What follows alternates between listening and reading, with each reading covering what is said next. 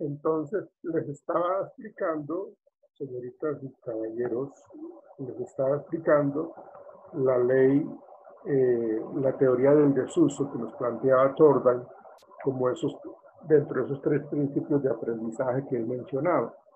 Y les decía, pues, de que la ley del efecto ya la conocemos. Está el segundo, la ley de la preparación, que es como las condiciones adecuadas para que una persona responda bien al aprendizaje, para que haya un aprendizaje mucho más significativo, ¿sí? Y muy fácil de adquirir. Si un paciente me llega a mi consulta y necesito trabajar con él, pero él llegó en unas condiciones pues, como de alcoholismo, pues él no va a poder trabajar, cosas tan sencillas como eso. Entonces, ese es el segundo principio importante según Thorndike. Y el tercero, que es la ley del ejercicio, que yo les comentaba antes de que me sacara la plataforma, que nosotros cuando repetimos muchas veces una actividad, seguramente nos vamos a volver mucho más expertos en lo que estamos aprendiendo.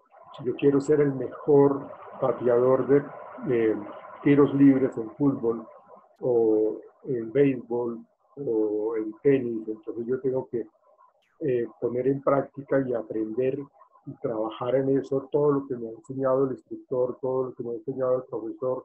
Entonces lo que yo hago es practicar y practicar una y otra vez.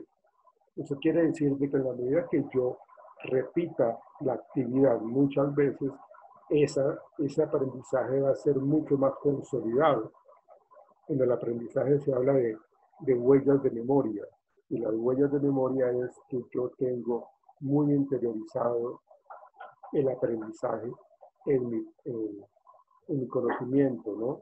Entonces, eso tiene que manejarse de esa manera. En la medida que yo lo repito, pues va a ser mucho más fácil. Si yo no lo repito, es mucho más complicado. Eso es lo que llaman la ley del ejercicio o la ley del uso o el desuso. Bien. Y bueno, vamos a continuar entonces con, eh, con lo que tú ibas a comenzar, por favor, señorita Andrea Huertas. Sí, señor, profe. ¿Le voy a compartir? Por favor, profesor. Listo, Andrea. Ya tienes la posibilidad de compartir, de presentar.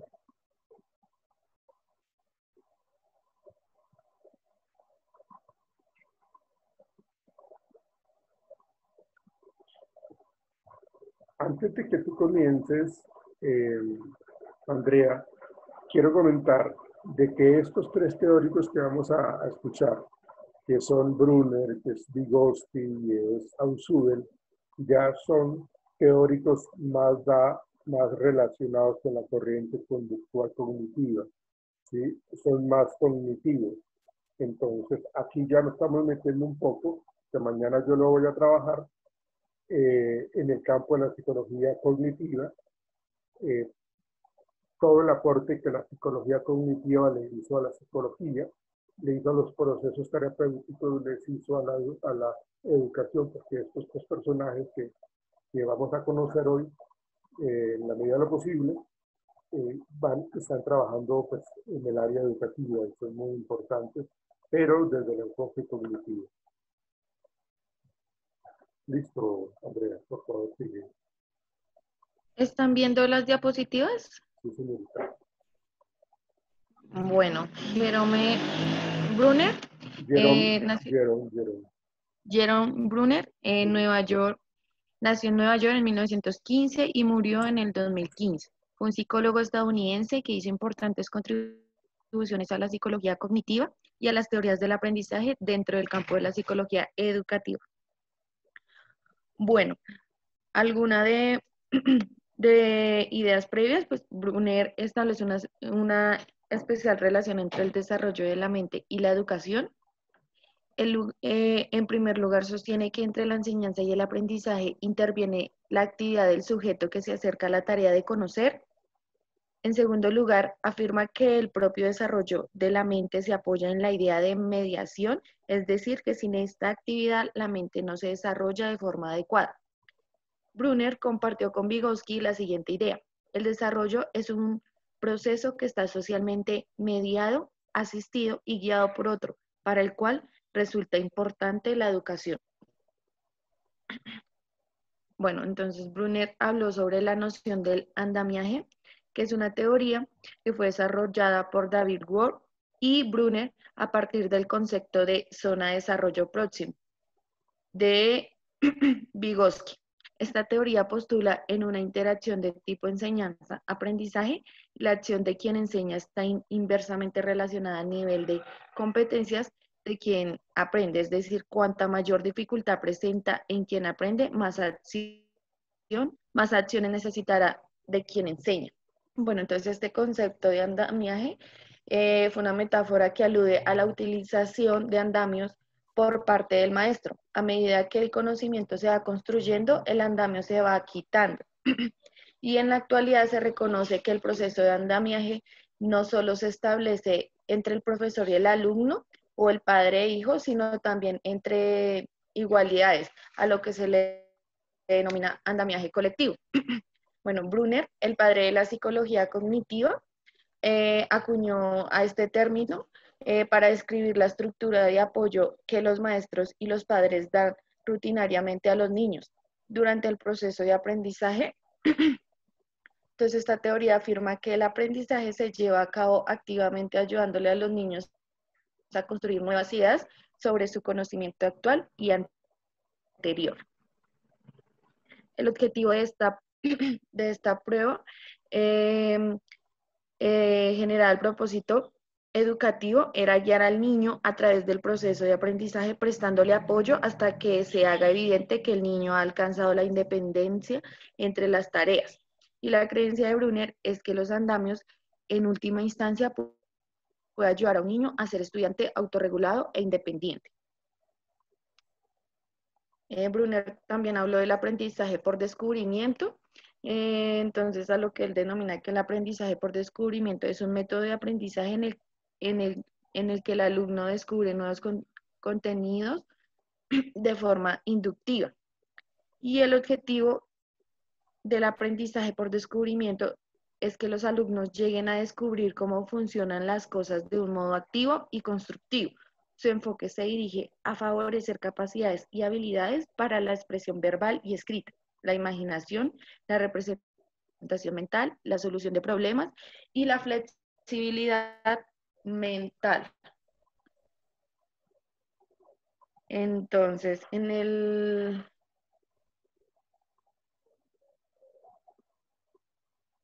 acá entonces vemos como el aprendizaje por descubrimiento de Brunner, que es él define aprender es reordenar, transformar datos que permitan ir más allá de ellos, procesamiento activo de la información.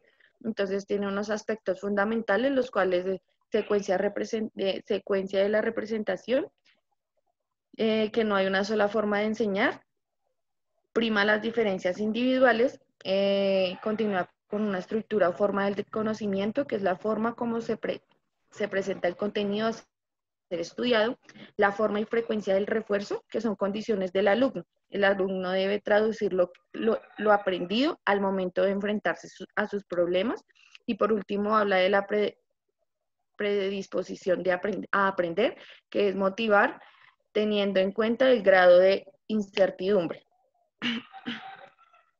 Bueno, también nos habló de una teoría de los sistemas de representación mental, que trata de un sistema o un conjunto de reglas mediante las cuales se puede conservar aquello experimentado en diferentes acontecimientos. Lo divide en tres, que es inactivo, iónico, simbólico.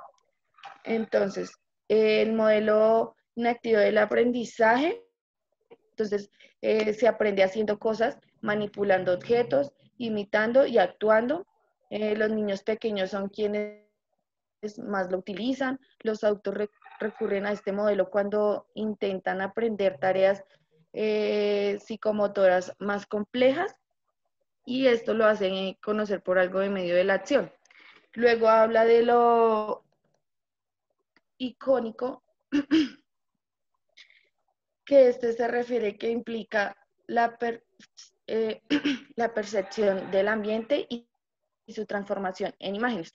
Esto debido a que se conforma una organización selectiva de percepciones e imágenes de los sucesos a través de estructuras espaciales, temporales y relaciones. Entonces él define esto que es por medio de un dibujo o una imagen.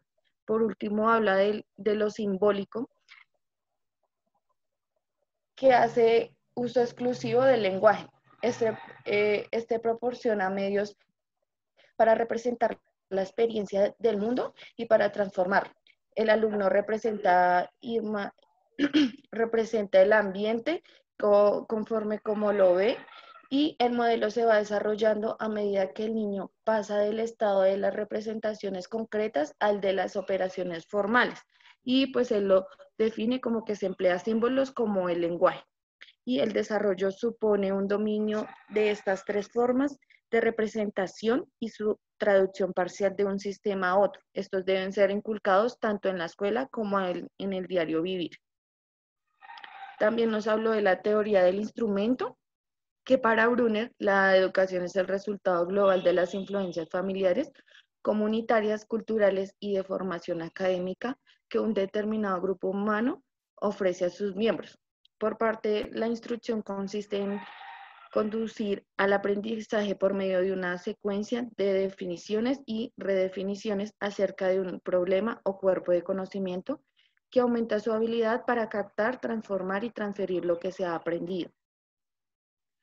Él nos habla de teoría, anteriormente nos hablaba pues la definición de su teoría del instrumento, y acá vamos a hablar sus 4 aspectos, que lo divide en estructura y forma del conocimiento, predescripción a aprender, la secuencia de presentación, forma y frecuencia del refuerzo.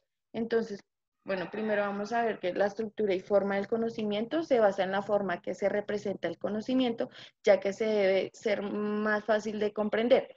La forma más adecuada de aprender del conocimiento depende de 3 aspectos de los que él hablaba.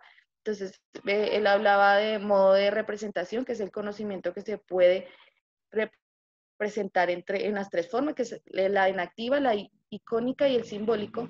Luego habla de la economía, que se refería a la cantidad de información que se necesita para representar y procesar un conocimiento o comprensión.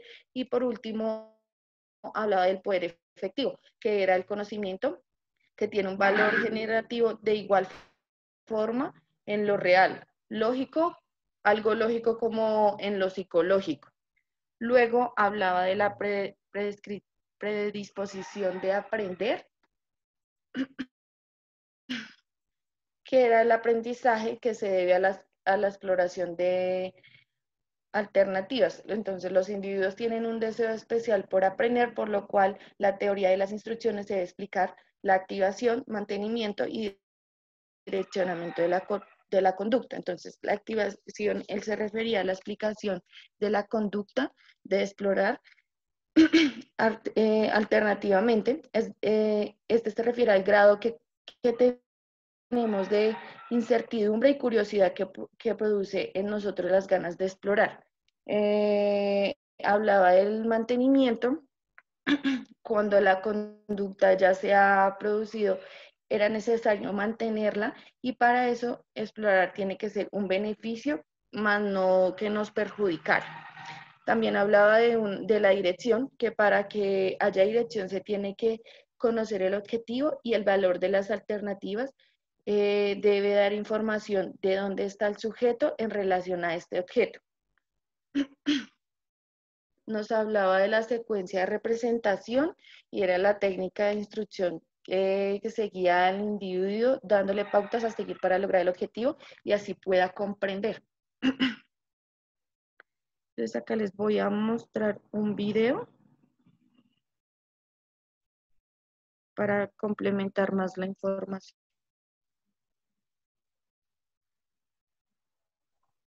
Andrea. Señor. Tienes que colocarlo ahí en la pantalla para que tú puedas colocarle el audio, porque si no, no te lo va a permitir con audio. Entonces tendrías que salir de compartir y volver a mostrar el video para que le puedas colocar el audio. Ah, ok, profe, ya lo hago.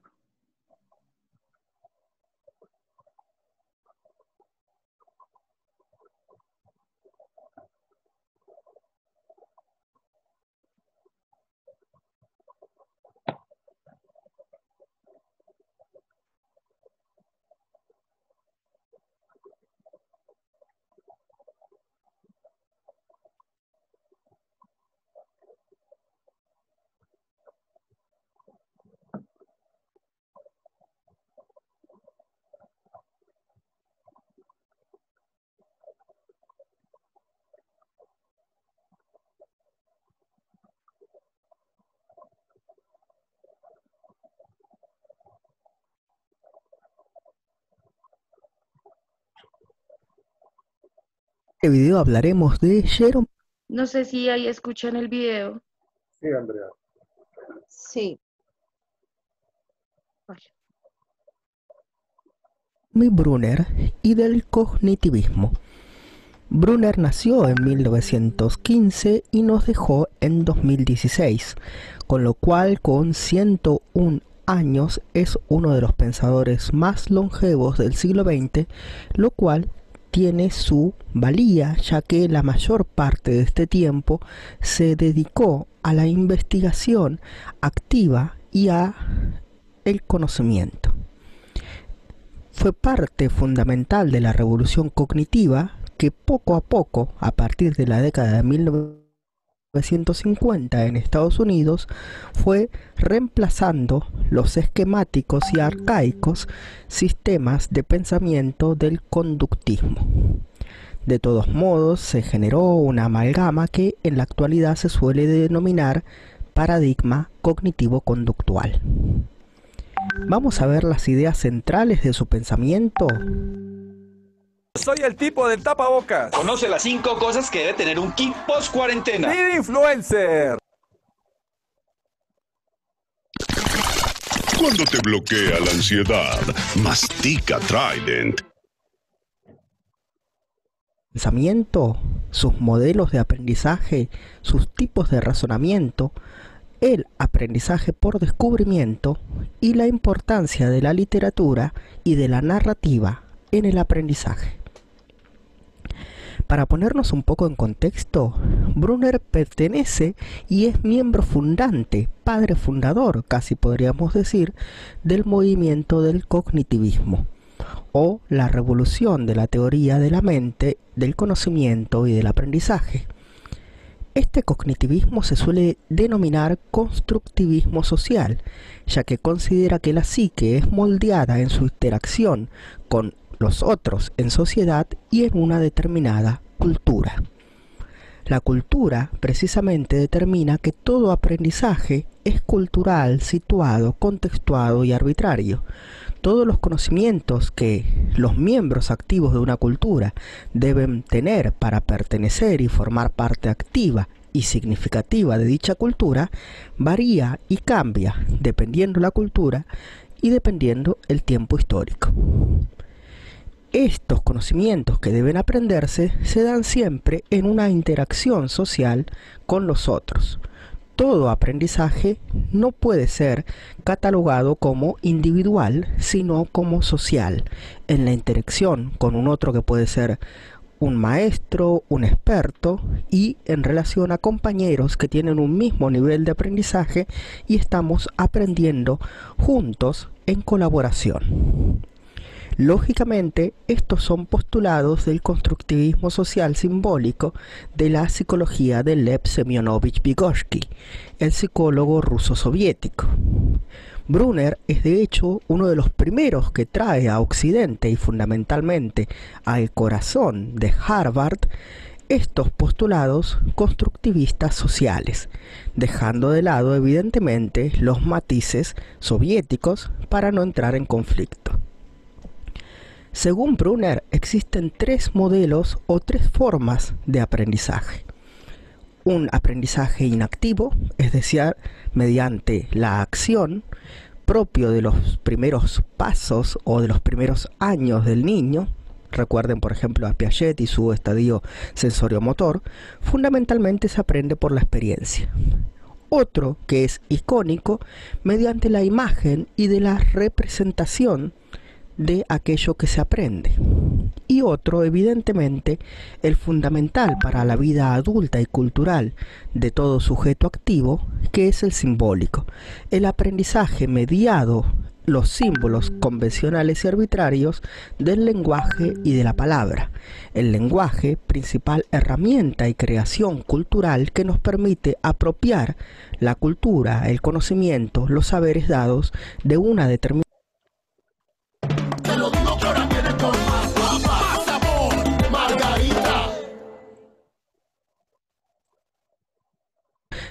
determinada cultura específica. Hay igualmente tres esquemas o tres tipos de razonamiento que pueden intervenir en el aprendizaje.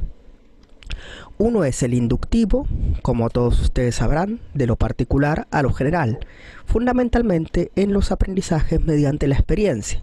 Se suman determinadas experiencias y se induce de ellas una ley general. Aprendizaje deductivo, propio de los aprendizajes lógicos y formales, mediante silogismos.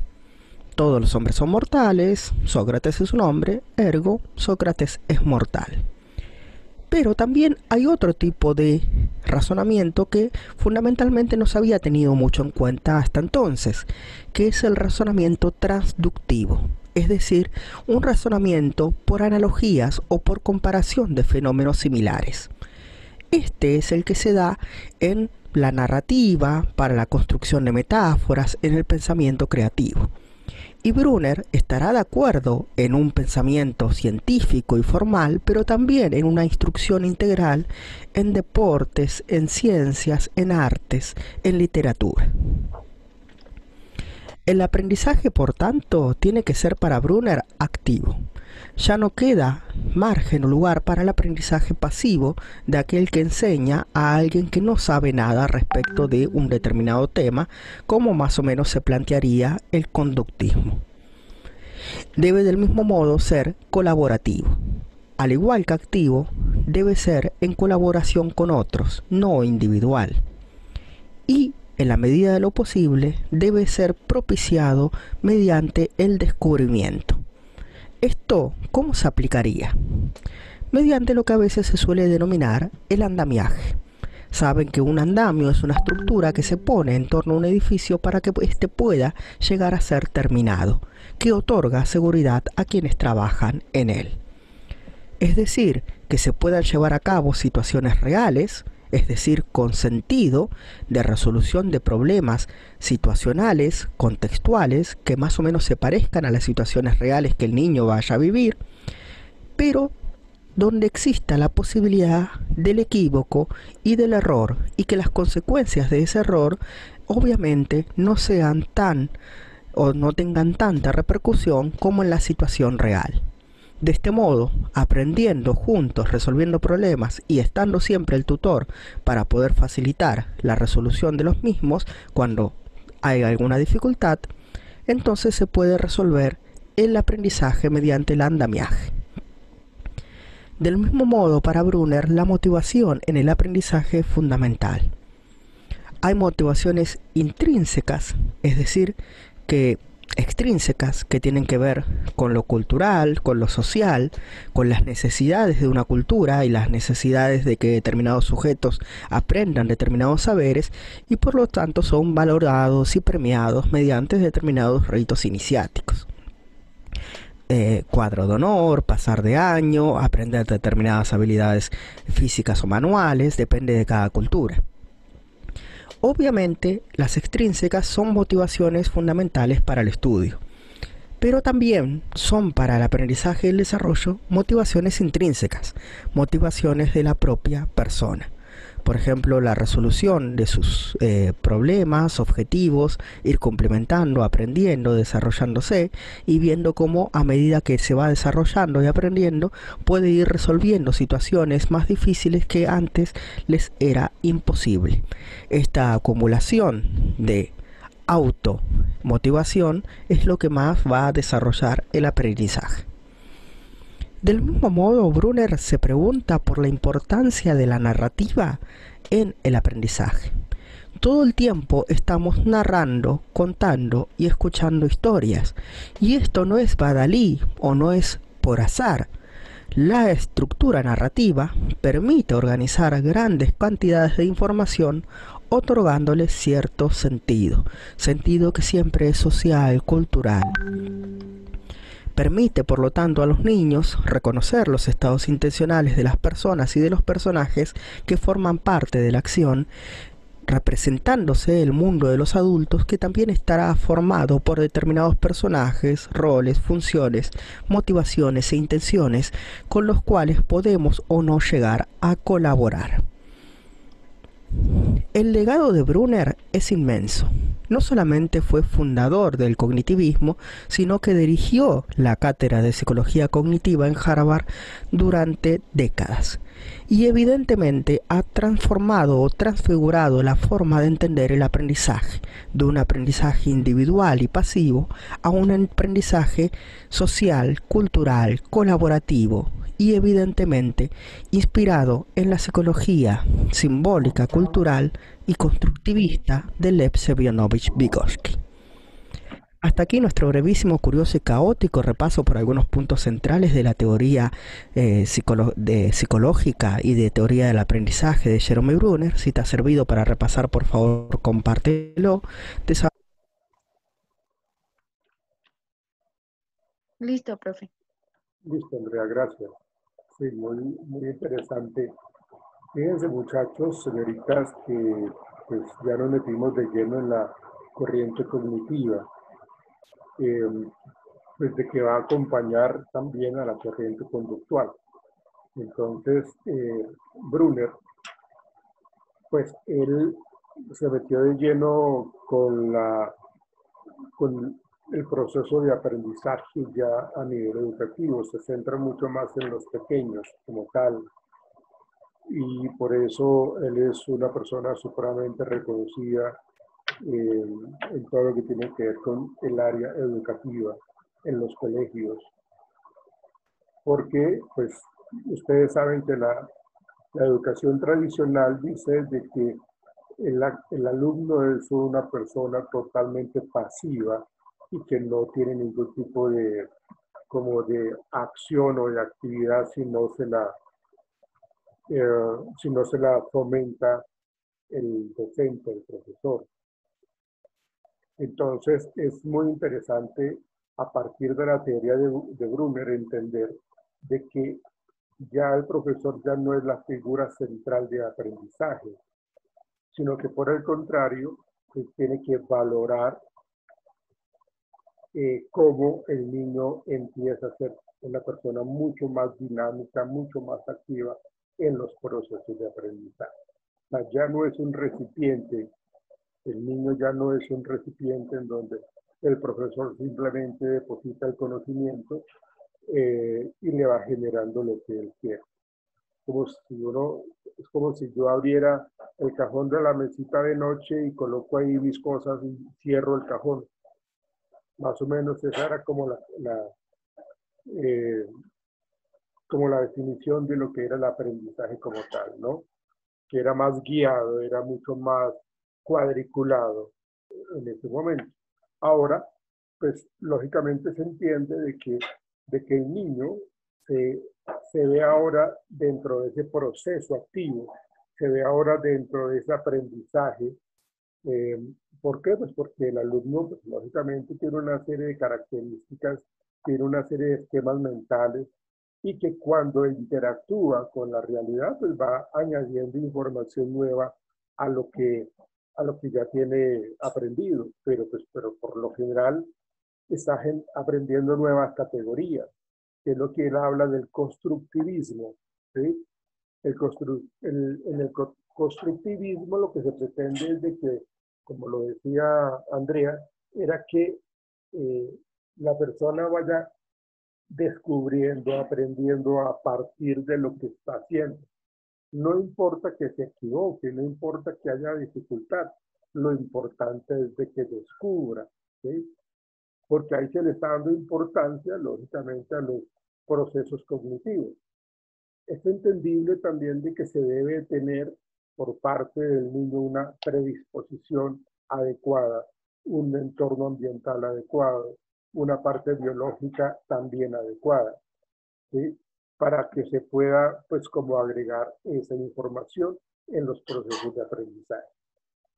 Entonces, Brunner lo que hace es generar ese aprendizaje de nueva información para que, pues, podamos nosotros contextualizar de que el niño va a generar una serie de aprendizajes más por descubrimiento. De hecho, ahora los colegios campestres están muy ligados a eso. O sea, inclusive los niños que tienen dificultad académica o que tienen dificultad en sus relaciones sociales, por lo general son colocados en colegios en donde sus procesos de aprendizaje son constructivistas. Ellos avanzan de acuerdo al ritmo que le quieran colocar, ¿sí? Entonces son colegios con una metodología de aprendizaje más laxa, son ellos los que generan su evolución y van avanzando hasta cuando ya han mejorado en lo que quiere uno que adquieran, ¿sí? Entonces, ese aprendizaje por descubrimiento es un método supremamente interesante. ¿Por qué? Pues porque lleva al alumno a descubrir nuevos contenidos de una forma inductiva, porque va agregándole aspectos a su aprendizaje de tal manera de que el objetivo de ese descubrimiento es que los alumnos lleguen a que se den cuenta cómo funcionan las cosas. Venga, tenga esto y ustedes ármelo y mira a ver cómo es que funciona este aparato. Entonces, el cómo funcionan las cosas es un método y un modo supremamente activo y constructivo. No era como antes, o no es como antes, porque los muchachos prácticamente actuaban, como nos dice a nosotros siempre, autómatas y simplemente reciben la información del profesor, ¿sí? Esta historia o este ejemplo que yo les voy a colocar es precisamente para poder entender cómo el aprendizaje tradicional pues, es supremamente dañino inclusive para los pequeños. Esta es una familia que pues, tenían una niña para empezar ya a estudiar en su primero de primaria, y entonces los papás muy contentos con la niña se fueron a comprarle sus útiles escolares, fueron a comprarle sus libros, sus colores, todo, la maletica, todo. Entonces la niña estaba muy contenta porque iba a tener sus primeras experiencias académicas. Llegó al colegio, entonces se sentó ahí juiciosa esperando que llegara la profesora y empezó a mostrar toda esa motivación, toda esa alegría. Llegó la profesora, los saludó: hola niños, ¿cómo están? Y la profesora les dijo: bueno, entonces niños, saquen una hojita, vamos a dibujar una flor. Entonces la niña, que les cuento, sacó su hojita y empezó a dibujar la flor como a ella se le ocurría, y la profesora le dijo: no, pero esperen, vamos a dibujarla de esta manera. Bueno, la niña también igual motivada esperó a que la profesora le dijera cómo era la flor, ¿sí? Entonces empezó a dibujarla como la profesora lo había hecho, como les había dicho la profesora. Y la profesora le dijo después: bueno, ahora vamos a colorearla. Y la niña sacó sus colores y empezó a colorearla según ella consideraba. Y la profesora le dijo: no, pero esperen, vamos a colorearla de tal manera, va a colocar este color, vamos a colocar. Bueno, la niña empezó también a hacer eso. Y así eran muy seguidos los procesos de aprendizaje que este tipo de profesores generan en los pequeños, ¿sí? Por cuestiones de trabajo a los papás los cambiaron, ¿sí? Y la niña tuvieron que sacarla de ese colegio, digo yo que menos mal, ¿sí? La tuvieron que sacar de ese colegio y la colocaron en una nueva en un nuevo colegio en otra ciudad donde estaban trabajando ahora los papás, ¿sí? Y le colocaron en un colegio y entonces llegó la niña ya, pues sí, muy motivada, pero ya no con la misma motivación de antes. Entonces la niña llegó, se sentó, esperó que llegara la profesora. Casualmente la profesora dijo, bueno, vamos a dibujar una flor ahora, niños. Saquen una hojita. Y la niña sacó la hojita y se quedó ahí con la hojita quieta. Y la profesora le dijo, pero ¿tú por qué no estás dibujando tu flor? Y la niña le respondió, porque estoy esperando que tú me digas cómo debo dibujarla. Entonces fíjense que todo este proceso de aprendizaje se puede formar de una manera favorable o no, dependiendo de la persona de adulto que esté frente a esos pequeños. Y como lo decía Andrea, no solamente son los docentes, sino también son los padres de familia que influyen en eso, que influyen en cómo es ese proceso de aprendizaje, cómo nosotros le permitimos de una manera activa y constructiva favorecer las capacidades y las habilidades del niño, ¿sí? Porque en la medida que el niño va conectando todo este tipo de experiencias, todo ese tipo de capacidades, pues también su expresión verbal va a ser supremamente fluida, ¿sí? Su expresión escrita también va a ser supremamente amplia. Entonces, la imaginación, la representación mental, la capacidad de solucionar problemas va a estar ahí latente, ¿sí? Y, pues, lógicamente, eso le va a ayudar muchísimo en lo que tiene que ver con su estabilidad emocional. O sea, pienso yo que eso influye porque está generando aprendizaje, no está siendo sancionado de una manera severa, no se está exponiendo a cosas supremamente negativas, sino por el contrario, como lo decía Brunner, él dice que ese aprendizaje no tiene que ser limitante, ¿sí? No tiene que limitarse únicamente a la memorización, ¿sí? No puede ser así porque eso mecánico, pues, lógicamente, limita los aprendizajes, limita los procedimientos, limita los análisis, limita la amplitud y la flexibilidad mental.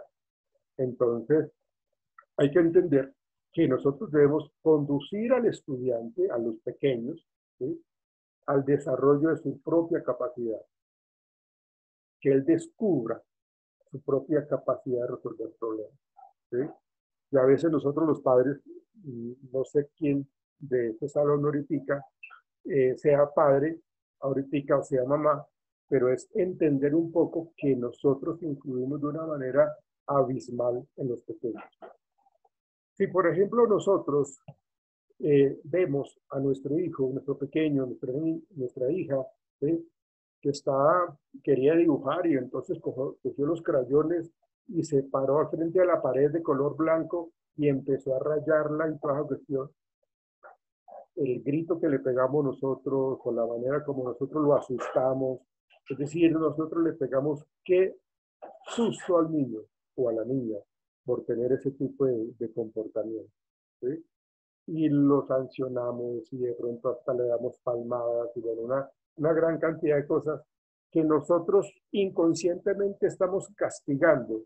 Y ahorita me saca la plataforma. Inconsciente o conscientemente o por la ira lo estamos castigando. Entonces, esa no es la manera, decía Brunner, porque en la medida que el niño cometa errores, pues esos errores en últimas son procesos de aprendizaje, porque son los caminos que llevan al muchacho a que sepa cómo está manejando su aprendizaje, ¿sí? Entonces, en la medida que nosotros cambiemos esa manera de sancionar, que nosotros más bien generemos como una motivación permanente en esos